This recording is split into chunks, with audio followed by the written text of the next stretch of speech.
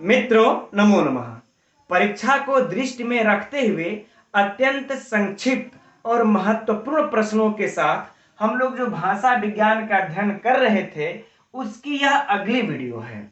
उसमें से कुछ सिलेबस में से जो शेष रह गया था आज उसको हम लोग मित्रों समाप्त कर लेंगे। मित्रों इसमें हम लोग अत्यंत महत्वपूर्ण प्रश्न जो कि आपको परीक्षा में संभवतः पूछे जा सकते हैं या फिर पूछ चुके हैं उन सभी पर चर्चा करेंगे। इसलिए यह वीडियो मित्रों आप लोगों के लिए अत्यंत महत्वपूर्ण है। ठीक, तो उसमें हम लोगों ने ध्वनि परिवर्तन पर ग्रीम नियम का चर्चा किया था पिछले वीडियो में। आज हम लोग अब ग्रासमान नियम पर चर्चा करते हैं। तो ग्रासमान नियम कौन थे मित्रों? यह जर्मन विद्वान थे। ठीक, जर्मन विद्वान। यह प्रश्न आप लोगों का एक प्रश्न यही बन गया मित्रों। अब इन्होंने कौन सा ध्वनि परिवर्तन का नियम दिया था? तो है कि इन्होंने कोई नियम नहीं दिया था। इन्होंने क्या किया था? सिर्फ ग्रीम नियम को संशोधन किया था। ग्रीम नियम का संशोधन किया था इन्होंने।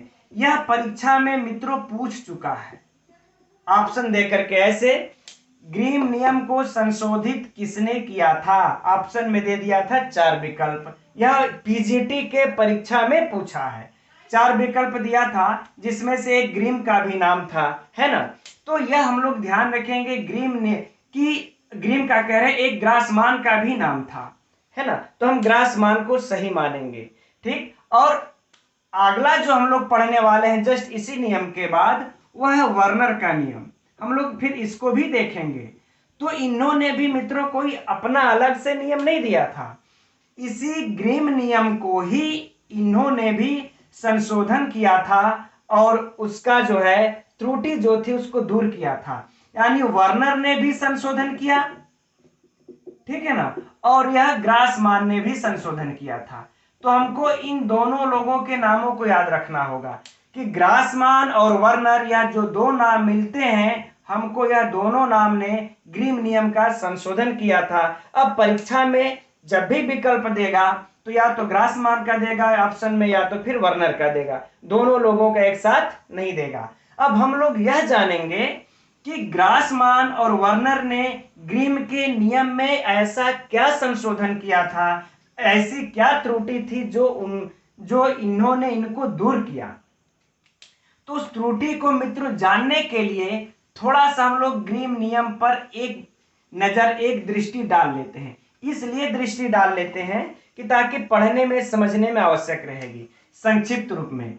वैसे हमने पिछला एक वीडियो बना करके डाला है जिस पर विशेष चर्चा है ग्रीम नियम।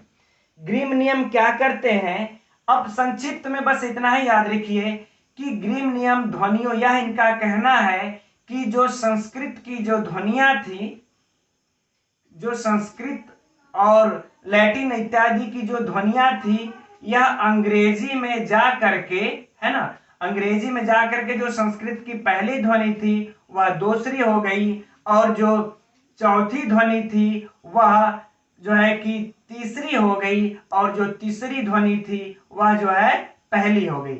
यह इनका मित्रों प्रथम वर्ण परिवर्तन है ना। यह इनका प्रथम वर्ण, दो परिवर्तन इन्होंने दिए हैं, एक प्रथम वर्ण परिवर्तन, एक द्वितीय वर्ण परिवर्तन। ये हम लोग यहां पर लिख लेते हैं प्रथम वर्ण परिवर्तन।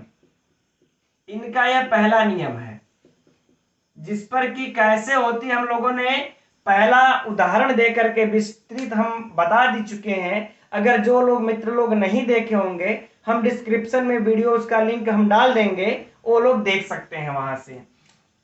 यह अर्थात इनके कहने का भाव यह है कि जो क त प यह तीन है, पहला है, देखिएगा पहले अक्षर का क्या हो जाता है ख। ख को इन्होंने ह भी माना है दूसरा, ह थ फ, इन्होंने ऐसा कहा। ठीक, यहां पर हो गया ना, देखिए एक का दो, 4 का 3 कैसे हुआ? घ ध भ, यह 3, यह चौथा अक्षर हुआ हर वर्ण का। यह संस्कृत का चौथा अक्षर अंग्रेजी में जाकर के यह चौथी ध्वनियां जो है ग द ब, ग द ब, यह तीसरी हो जाती है।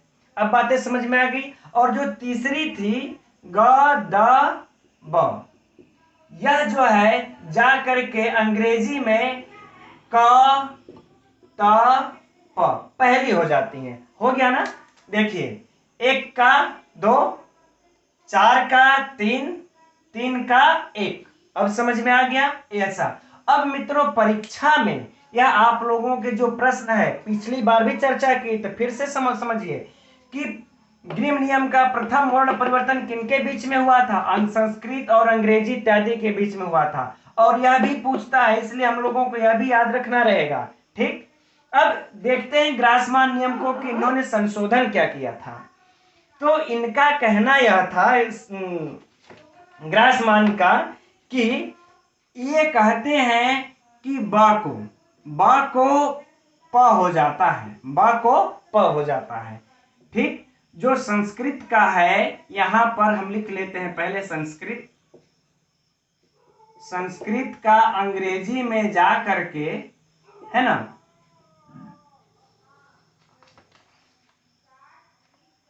अंग्रेजी या यह नियम इन्होंने गाथिक के लिए भी लगाया था। यह नियम इन्होंने अंग्रेजी या फिर गाथिक इत्यादि के लिए भी लगाया था।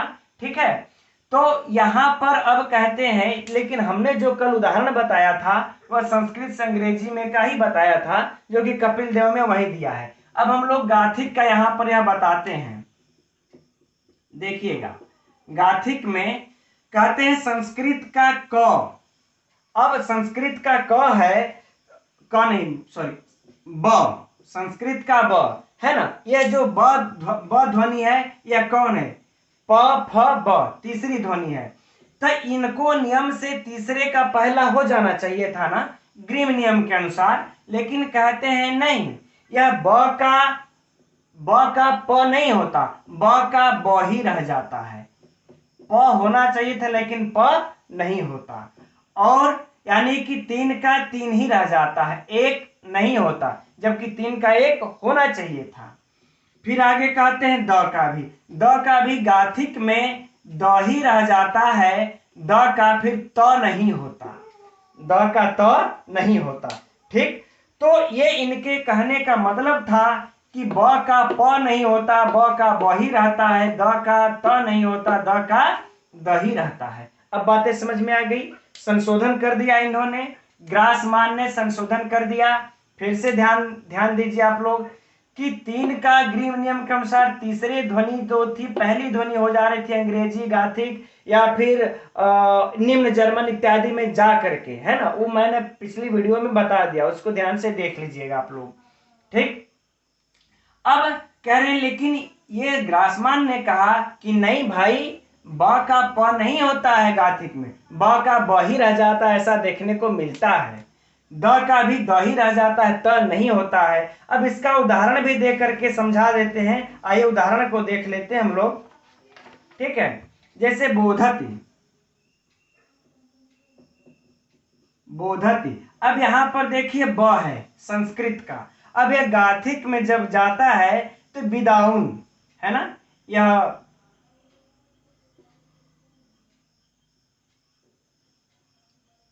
अगर देखा जाए, अगर हिंदी में लिखेंगे हम लोग तो बी दा उन, जो अर्थ बोधक का संस्कृत में होता है वही अर्थ विदाउन का गाथिक में होता है। तो यहां पर जो ब आया है तो यहां पर ब के जगह प होना चाहिए था, पिदाउन होना चाहिए था, लेकिन यहां पर पिदाउन ना होकर के विदाउन हुआ, अर्थात यह ब ध्वनि ब ही रह गई। ठीक, तो ऐसा इन्होंने ग्रासमान ने दिया। अब फिर दब का देते हैं दूसरा उदाहरण, दब, यह संस्कृत में है दब, तो द को यहां पर त होना चाहिए था। अब कहते हैं दाउब्स, है ना, जो अर्थ दब का होगा वही अर्थ दाउब्स का भी होगा, लेकिन यहां पर द का द ही हो रह गया, द का त नहीं हुआ, यानी तीन का एक नहीं हुआ। तो इस प्रकार से ग्रासमान ने इनके नियमों में संशोधन किया। अब परीक्षा में मित्रों जो प्रश्न उठा है उस पर चर्चा कर लेते हैं। हमने पहले ही कहा कि ग्रासमान का यह प्रश्न परीक्षा में पूछा जा चुका है कि ग्रासमान ने ग्रीम नियम का संशोधन किया था, लेकिन यह नहीं पूछा है ना। अब अगर ऐसे प्रश्न पूछ दिया कि ग्रास मान के अनुसार ब को कौन सा वर्ण होता है ना। संस्कृत के ब ध्वनि की कौन सी ध्वनि होती है, या तीसरी ध्वनि को कौन सी ध्वनि हो जाती है, तो तीसरी ही रह जाती है, या ब को ब ही रह जाता है, या फिर द को द ही रह जाता है। एक चीज और भी याद रखिएगा मित्रों, इसका मतलब ये हम मत समझ लीजिएगा आप लोग कि प फ ब तो तीन का एक नहीं होता, तो क ख ग पर भी लागू हो जाएगा, ग का भी ग रह जाएगा, और यहाँ च छ झ का भी च छ झ है ना, च छ ज, तो ज का भी ज ही रह जाएगा। ऐसा बिल्कुल नहीं समझिएगा, ये सिर्फ इन्हीं दो पर इन्होंने बताया है, ब और द पर ही, और नहीं किसी पर बताया है, किसी को नहीं छेड़ा है। तो यह ग्रास मान का भी सिस्टम आप लोगों के समझ में आ गया। और भी एक कल्पना का आधार वह देते हैं, लेकिन वह परीक्षा की दृष्टि से महत्वपूर्ण नहीं है, इसलिए हम लोग उस पर चर्चा नहीं करेंगे। ठीक, तो लेकिन ये चीज पूछ सकता है, इसलिए याद रखिएगा इसको। ठीक है, अब हम लोग चलते हैं ग्रास मान के जगह पर वर्नर पर, है ना। वर्नर ने क्या संशोधन किया, आइए अब उस पर भी चर्चा कर लेते हैं, इसको भी ऐसे ही रहने देते हैं। वर्नर का नियम, है ना। वर्नर ने भी, हमने पहले ही कह दिया, वर्नर ने भी इनके नियम में सिर्फ और सिर्फ संशोधन किया है और कोई काम नहीं किया इन्होंने। तो संशोधन त्रुटिपूर्ण थी, तो इन्होंने क्या किया, तो कह रहे हैं कि इनका कहना था कि यह क त प, यह क त प, हम लोग सिर्फ इसी पर ध्यान देंगे, है ना, क त प पर ही, बाकी सबको हटा देते हैं, यहाँ पर कोई काम नहीं है, ये सब डिस्टर्ब करेंगे। करें कि क त प को ख थ फ तभी होता है ना, जब क त प से पूर्व, जब क त प से पूर्व क्या हो, उदात्त हो, क्या हो, उदात्त हो, है ना। और यदि क त प के बाद यदि उदात्त होते हैं, उदात्त कोई ध्वनि मिलती है, तो फिर इस ख थ फ को, अब क त प को ख थ फ न हो करके ग द ब हो जाता है। अब बातें समझ में आ गई, फिर से ध्यान से सुनिए। यह वर्नर नियम क्या कह रहे हैं, ग्रीम नियम में, ग्रीम नियम का तो एक का दो होना ही है, एक का दो होना था, लेकिन कह रहे एक का दो कब होता है, जब क त प के पूर्व कोई उदात्त ध्वनि हो। यदि क त प के बाद में, यानी कि बाद में यदि कोई उदात्त ध्वनि आती है, तो क त प को ख थ फ न हो करके ग द ब हो जाती है। बस सिंपल सी बातें बताई। अब हम लोग इसका उदाहरण देख लेते हैं, ठीक है। इसके उदाहरण में लिखते हैं युवक्स, है ना, यह हम लोग संस्कृत का है ना, युवक्स शब्द है, आप लोग समझ लीजिएगा, यह संस्कृत है ना। इसके बाद संस्कृत से जो गाथिक या अंग्रेजी में भी है ना, तो गाथिक का भी है, लेकिन हम लोग सिर्फ अंग्रेजी का देखेंगे, गाथिक का भी देखने पर उतना समय नहीं है। तो संस्कृत में जैसे है युवक्स, ठीक है ना, ये युवक्स कहते थे, यहां पर उदाहरण में ये दिया हुआ युवक्स ऐसा। अब इसको जो है कि उदात्त का चिन्ह एक लगा देते इस प्रकार से, कामा से। तो कह रहे देखिए, अब क है, युवक आया, तब देखिए युवक का Y O U N G young होता है, यंग होता है ना अंग्रेजी में। युवक का संस्कृत में अर्थ युवा, तो अंग्रेजी में अर्थ यंग हो जाता है। तो कह रहे इस क को ग हो गया, यानी इस एक का तीन हो गया, एक का दो नहीं हुआ। क्यों नहीं हुआ, कर इस क के पूर्व में जो है कि उदात्त ध्वनि है, इसलिए एक का तीन हो जाता, एक का दो नहीं होता। आगे बातें समझ में। अब यह क का ग का उदाहरण था, क का ग हो गया, ख नहीं हुआ, नहीं तो इसको यंग होना चाहिए था, या फिर यह होना चाहिए था। ठीक, अगला उदाहरण इसका देते हैं शतम, है ना। इस शतम में यहां पर देखिए, इसके पूर्व आपका त जो आया है, त के पूर्व में उदात्त स्वर है। इस उदात्त स्वर के होने के कारण अब इस त को, यानी त पहला अक्षर है तो इसको 3 नहीं होगा, इसको 3 नहीं होता।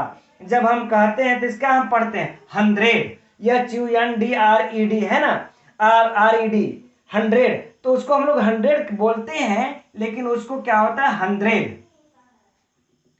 अगर हम लोग 100 भी बोलेंगे तो भी ड आ रहा है, तो ट ठ ड, तीसरा ही अक्षर हुआ। एक का तीन यहाँ पर हो रहा है, जबकि एक का 2 होना चाहिए, तो भी तो नहीं हो रहा है, लेकिन इसको हम लोग क्या बोलते हैं 100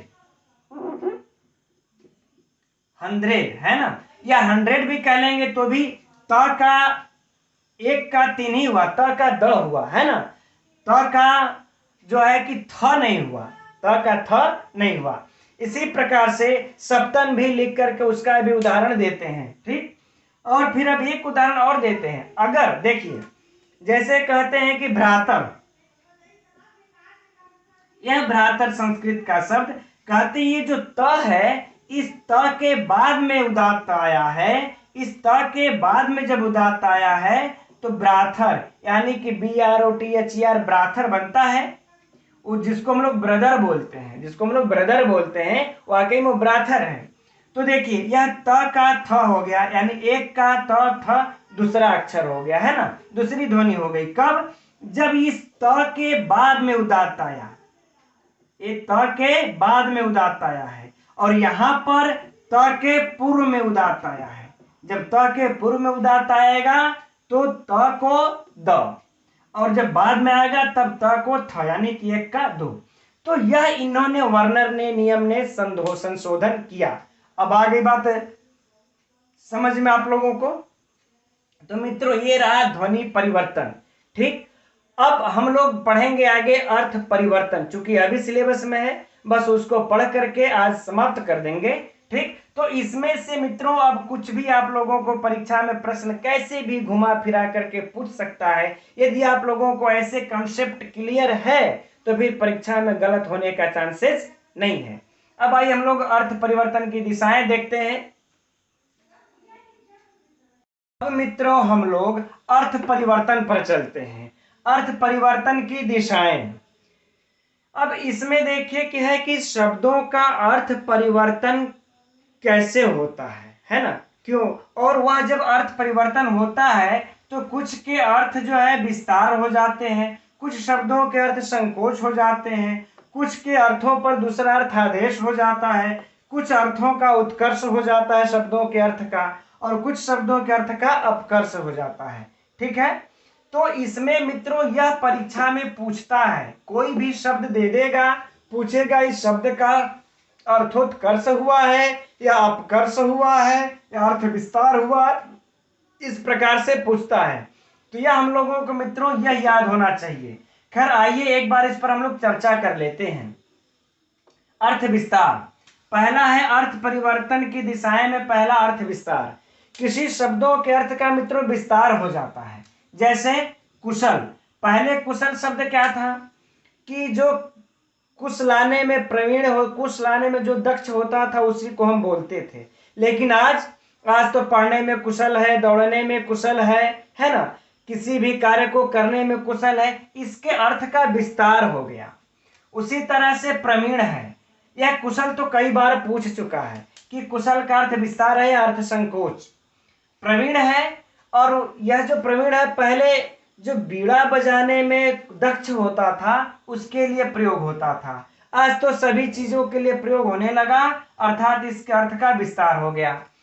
तैल, तैल पहले किसको हम कहते थे, जो तिल से निकलता हो, उसी को, जो तिल से निकलने वाले द्रव को ही हम तैल कहते थे। लेकिन अब सरसों से निकले, सोयाबीन से निकले, किसी से भी निकले, हम उसको तेल कह देते हैं।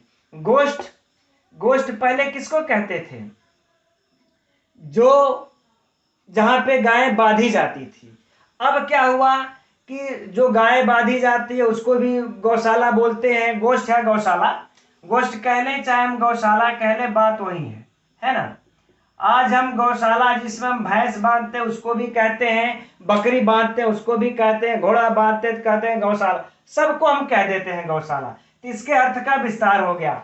महाराज, महाराज पहले किसको कहते थे, जो राजा हो, लेकिन अब कोई सुसभ्य सुसंस्कृत व्यक्ति है उसको भी महाराज कह देते हैं। और सबसे बड़ी बड़ी बात तो यह है कि जो रसोइया होते हैं उनको महाराज बोलते हैं, जो खाना बनाने वाले होते हैं। अर्थ विस्तार हो गया। उसी तरह से गवेषणा पर देखते हैं। पहले क्या था कि सिर्फ गाय खोजने को ही हम गवेषणा कहते थे, अर्थ विस्तार हो गया। अब कुछ भी खोजने के लिए गवेषणा हम कहने लगते हैं। तो मित्रों इसमें से या कुशल पूछ चुका है, गवेषणा पूछ चुका है और तैल भी पूछ चुका है, तीनों एग्जाम में, यह ध्यान रखिएगा। अर्थ संकोच दूसरा, अर्थ कोई शब्द जब उसका अर्थ परिवर्तन होता है तो वह संकुचित हो जाता है। जैसे कि गौ, गो है, पहले हर चलने वाले प्राणी को गो कहते थे, अब सिर्फ गाय को कहते हैं, संकुचित हो गया। अश्व, पहले सड़क पर चलने वाले को हम अश्व कहते थे, अब यह संकुचित होकर के सिर्फ घोड़ा रह गया। पृथ्वी, फैले हुई वस्तु को हम पृथ्वी कहते थे, लेकिन आजकल के डेट में हम तंबू को, समियाना भी फैला होता उसको पृथ्वी नहीं कहते, पृथ्वी का मतलब पृथ्वी हो गई अब, तो संकुचित अर्थ हो गया। पंकज, पंकज है, पंकज मतलब होता है जो कीचड़ में उत्पन्न हो, तो कीचड़ में काई, शैवाल इत्यादि जल में सब उत्पन्न रहते हैं, तो पहले सबके लिए प्रयोग होता था, लेकिन अब संकुचित होकर सिर्फ कमल में रह गया। जलद, जलद भी है, जलद ये है कि जल में उत्पन्न होने वाला, जलद मतलब जल में, क्षमा कीजिएगा, जल में नहीं, जल देने वाला है ना, तो जल देने वाले के लिए हम सबके लिए प्रयोग हम करते थे, लेकिन अब सिर्फ बादल हो गया, बादल में ही संकुचित हो गया इसका अर्थ। अगर मित्रों हम लोग इस प्रकार से समझ लेंगे तो फिर याद करने की जरूरत नहीं रह जाती। मृग, पहले क्या था, सिर्फ पशु मात्र के लिए मृग कह दिया जाता था, है ना, अब मृग मने सिर्फ एक ही हो गया, हिरण। अब हम कुत्ते को मृग नहीं कह सकते, है ना, गाय को मृग में घोड़ा नहीं आ सकता। अब मंदिर, पहले मंदिर का मतलब होता था भवन, है ना, आजकल सिर्फ उसी को मंदिर बोलेंगे जिसमें देवी देवता का वास हो, है। तो ये सब अर्थ संकोच हो गए। इसमें से देखिए गो पूछा है, अश्व पूछा है, पंकज पूछा और एक मृग पूछा है ना। अब आगे बढ़ते हैं अर्थादेश की तरफ। अगला कहते हैं अर्थादेश। अर्थादेश का मतलब क्या होता है, पहले वाले अर्थ को हटा करके दूसरे अर्थ के आ जाना, उसी को हम कहते हैं अर्थादेश। ऐसे कौन से शब्द होते हैं, जैसे देखिए असुर, पहले असुर माने क्या होता था, देवता, अब देवता को हटा करके अब जो है कि राक्षस शब्द आ गया, यानी देवता के अर्थ को हटा करके उस पर अर्थादेश किसका हो गया, राक्षस का। आगे बातें समझ में। वर, वर माने पहले श्रेष्ठ होता था, अब अर्थ बदल करके हटा करके दुल्हा अर्थ हो गया, है ना। अब किसी को नहीं कहते सुनेंगे वर, वर जा रहा है मतलब दुल्हा जा रहा है। मौन, पहले यह मुनियों का लक्षण होता था मौन, अब मौन मतलब चुप रहना हो गया। देवानाम प्रिय, पहले देवताओं को प्रिय, देवताओं को प्रिय, यह अशोक की उपाधि थी, लेकिन अब इसका अर्थ बदल गया है मित्रों, देवानाम प्रिय का अर्थ हो गया है मूर्ख, है ना, मूर्ख। तो अर्थ इसका अर्थादेश, दूसरा अर्थ आके इसके ऊपर बैठ गया। आकाशवाणी, पहले क्या था, आकाशवाणी देवताओं से जो होती थी उसको हम बोलते थे, लेकिन अब क्या हो गया आकाशवाणी, अब वो देवताओं की छोड़िए, जो हम विविध भारती से सुनते हैं वह आकाशवाणी हो गई है। साहस, साहस पहले चोरी डकैती के कार्य को कहते थे, लेकिन अब चोरी डकैती छोड़ करके अब किसी भी साहसिक कार्य को हम कह देते हैं साहस, है ना।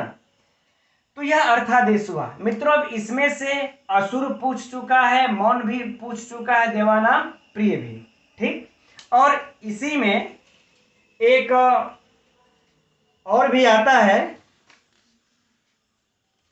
चलिए और भी उदाहरण है, आप लोग पुस्तक से देख सकते हैं आप लोग। वैसे इसका एक अर्थादेश होता है मुग्ध, मुग्ध का पहले अर्थ होता था, यह भी पूछा है, लेकिन यह अर्थादेश में आएगा, इसमें भी आ सकता है, लेकिन कैसे हम बताते भी, मुग्ध भी हम चाहेंगे तो इसमें लिख सकते हैं ना। मुग्ध, मुग्ध का पहले क्या अर्थ था, जो है मूर्ख, अब क्या होगा, मुग्ध मतलब सुंदर, तो इसका मुख्य अर्थ हट करके दूसरा अर्थ आके इस पे ऊपर आदेश हो गया। अब मित्रों जो यह बचते हैं चौथा और पांचवा, एक अर्थोत्कर्ष और एक अर्थापकर्ष। तो यह देखिए इन्हीं का जो अर्थ परिवर्तन हुआ, तो यह सब अर्थ परिवर्तन कभी उन अर्थों का, उन शब्द का जो पहले प्रयोग होता था तो उसमें से किसी अर्थ का उत्कर्ष हो गया, किसी शब्दों के अर्थ का अपकर्ष हो गया। यानी जो पहले उच्च के लिए प्रयोग किए जाते थे अब निम्न के लिए प्रयोग किए जाने लगे। जैसे मुग्धा को ही ले लीजिए, मुग्ध का जो अर्थ परिवर्तन हुआ वह पहले मूर्ख था, अब क्या होने लगा, मनोहर, सुंदर। तो अर्थोत्कर्ष, इसके अर्थ का उत्कर्ष हो गया, इसके अर्थ का उत्कर्ष हो गया। साहस पहले चोरी के लिए प्रयोग होता था ना, हमने यहीं पर चर्चा किया। अब लेकिन जब अर्थ इसका परिवर्तन हुआ तो इसका अर्थ परिवर्तन किस पर हो गया। अब मान लेते हैं कि कोई हम समुद्र तैरने का साहस करते हैं, तो यार बहुत बड़ा साहस किया इसने, समुद्र तैर गया, यह साहस किया कैसे, तो यह अर्थोत्कर्ष के लिए हो गया। करपट, करपट का भी देखिए पहले जो प्रयोग होता था वह कपड़ा के लिए नहीं, गुदड़ी चिथड़ा के लिए होता था, जो फटा पुराना होता था। लेकिन अब सिर्फ कपड़ा के लिए प्रयोग करते हैं, अब चिथड़े फतड़े के लिए नहीं करते, इसलिए इसको अर्थ का उत्कर्ष हो गया। पहले गवेषणा, सिर्फ गाय ढूंढने जाओ तभी कहते थे गवेषणा, लेकिन अब क्या हुआ कि हम किसी भी अनुसंधान, किसी की खोज करना है ना, उसको भी गवेषणा कह दिए, तो ये अर्थोत्कर्ष हो गया। इसी प्रकार गोष्ठी का भी ले लीजिए, गोष्ठी पहले जब गांव गौशाला जहां पर गाय बांधी जाती थी उसको कहते थे, अब अर्थ इसका उत्कर्ष हो गया। अब जो विद्वानों, सभ्यों, पढ़े लिखों की सभा को हम गोष्ठी कह देते हैं। सभ्य, सभ्य का भी अर्थ उत्कर्ष हो गया, है ना। पहले यह सभा में सिर्फ बैठने वालों के लिए था, चाहे वो मूर्ख है क्यों न हो, मूर्ख ही क्यों न हो, लेकिन उसको हम सभ्य कह देते थे जो सभा में बैठा हो। लेकिन आज हम उसको सभ्य नहीं बोलेंगे, मूर्ख को, उसी को बोलेंगे जो कि सुसंस्कृत हो, जो सुसंस्कृत हो। तो इसके भी अर्थ का उत्कर्ष हो गया, है ना। इसमें से देखिए मुग्ध पूछा है ना, मुग्ध पूछा है, हम लोगों को याद रखना चाहिए। ठीक, अब अर्थापकर्ष हुआ, कुछ कुछ का जब अर्थ परिवर्तन हुआ तो उसका निम्न में अर्थ का अपकर्ष हो गया। जैसे असुर, असुर को लीजिए, पहले असुर माने देवता था, अब राक्षस हो गया, अपकर्ष हुआ। शौच पहले पवित्र को कहते थे, अब हम जो नित्य क्रिया सुबह करने जाते हैं उसको कहने लगे, अपकर्ष हुआ। देवानाम प्रिय, पहले विद्वान मतलब देवताओं का प्रिय था, अब मूर्ख हो गया, अपकर्ष हुआ। घृणा पहले हम दया के लिए भी प्रयोग करते थे, अब जो है हम घृणित कार्यों के लिए प्रयोग करते हैं, अपकर्ष हुआ। महाराज पहले महाराजा के लिए प्रयोग करते थे, अब रसोइया के लिए करने लगे, अपकर्ष हुआ। भद्र पहले हम कल्याण, जो भद्र पुरुष होता था उसको हम कहते थे, है ना, और अब जो है यह भद्र सुशील अर्थ में होने वाली है, भद्दा गंदा बुरा इस अर्थ में होने लगा, तो यह अर्थ का अपकर्ष हुआ। तो मित्रों इसमें से ये मैंने मुख्य मुख्य उदाहरण लिखे हैं, यद्यपि पुस्तकों में और भी उदाहरण दिए हैं। जैसे पंकज का है, अब इस पंकज में कौन कौन आ जाएंगे, जैसे पंकज में है तो अंबुज, सरसीज, नीरज, है ना, सब इसमें आ जाएंगे। जो पंकज के पर्यायवाची हैं, जल में उत्पन्न होने वाले, उन सब का भी अर्थ संकोच हो गया है कमल में ही, है ना। तो और भी उदाहरण दिए हैं, लेकिन मैंने जो मुख्य मुख्य परीक्षाओं में जो पूछा जा चुका है, जो संभावनाएं बनती हैं, उसी को मैंने रखा है। ठीक है मित्रों, और यही दे करके पूछेगा कि यह अर्थ संकोच है, पंकज का अर्थ संकोच है कि अर्थ विस्तार है कि अर्थादेश है ना। तो इसे आप लोग ध्यान में रखिएगा। ठीक, अब अर्थ परिवर्तन के कुछ कारण भी हैं, तो उससे मित्रों परीक्षा में कोई भी प्रश्न पूछा नहीं है, अभी तक मैंने नहीं देखा किसी परीक्षा में, इसलिए मैंने उसको यहाँ पर नहीं रखा है। यही हम लोगों की इतना भाषा विज्ञान का सिलेबस है जो कि आज हम लोग पूरा कर लिए। अगर मित्रों इसको आप लोगों ने अगर अध्ययन कर लिया है तो हम नहीं समझते हैं कि आप परीक्षा में कभी भी गलत कर सकते हैं आप लोग। ठीक है मित्रों, नमो नमः।